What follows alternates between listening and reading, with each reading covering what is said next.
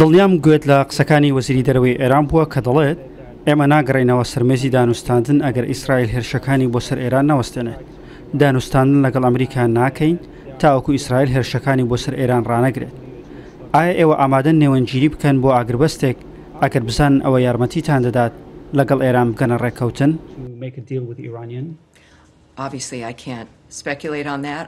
بێگومان ئەس نکارم لەسەر vêyekê pêşbîniyek bikim. Ez nikarim hûrgiliyên tiştê niha rû didin bas bikim.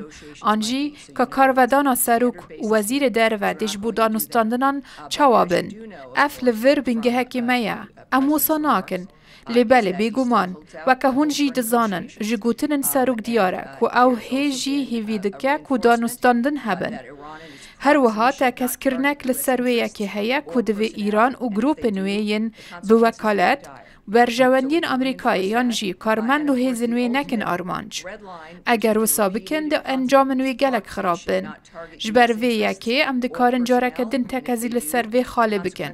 Her wiha em tekeziyê li ser xeta sûra serekî dikin ku bi berdewamî hatiye dubare kirin. Ji ber ku li gorî nêrîna Serok tiştê herî giring ew e ku divê Îran nebe xwedî çekî atomî. Ev ne cihê nîqaşê ye.